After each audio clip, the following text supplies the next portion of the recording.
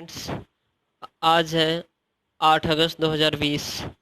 आज हम class 9th का इंग्लिश का वर्कशीट नंबर 15 करने जा रहे हैं।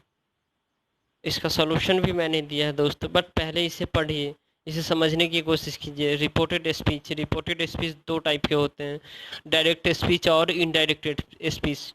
डायरेक्ट मतलब एज इट इज कह देना किसी को, उसे डायरेक्ट स्पीच कहते हैं। और इनडायरेक्ट स्पीच जो खुद हु बहू उसके शब्दों में ना कहकर अपने शब्दों में कहना, वो इनडायरेक्ट स्पीच होता है।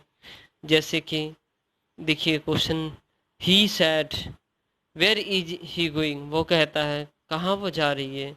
Indirect speech, he asked where he she was going, वह उससे पूछता है कहाँ वो जा रही है।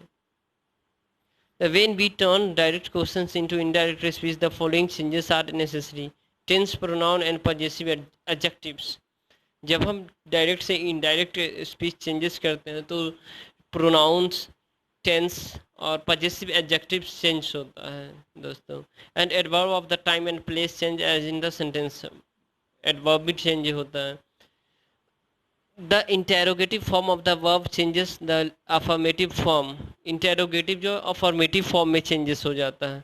The questions mark is omitted in indirect questions if the introductory verb is say, it must be change to a verb in query. Say किस में कन्वर्ट होता है दोस्तों? Ask, wonder, want to know, etc में। जैसे he said where is the stations, he asked where the station was, तो asked। और C number है, ask can be followed by the person's address indirect object. Ask जो है ना indirect object में follow कर, he ask just like the, he ask what have you got in your bag, तो इसका indirect speech होगा he asked me what I had got in my bag. But the wonder and the want to know cannot taken in indirect. Wonder और want to know कभी भी indirect में नहीं लिया जाता है. So if we wish to report a questions where the person's address is mentioned, we must use the ask. तो हम ask का use करेंगे. He said, Mary, when is the next train? वो कह ही सैड, वो कहता है मैरी नेक्स्ट ट्रेन कब है। तो he asked Mary when the next train was, next train कब था। If the direct questions begins with a questions when, where, who, how, why, when, the questions word is repeated in the indirect speech.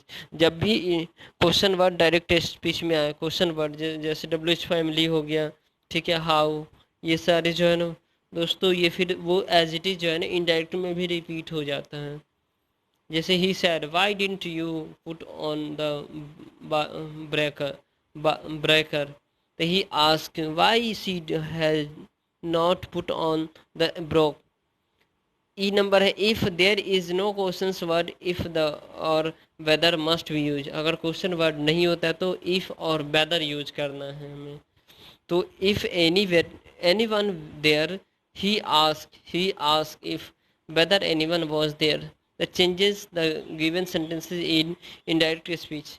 Madhu asked me is it cold। तो आइए दोस्तों, अब हम जो है ना कुछ सेंटेंसेस दिया हुआ है डायरेक्ट से इनडायरेक्ट स्पीच में, उसको कैसे कन्वर्ट करते हैं मैंने किया है, और देखिए इसे। Madhu asked me it is it cold outside, तो Madhu asked me if it was cold outside. B number है दोस्तों, mother said is Rohan playing in the field, mother ask if Rohan was playing in the field होगा।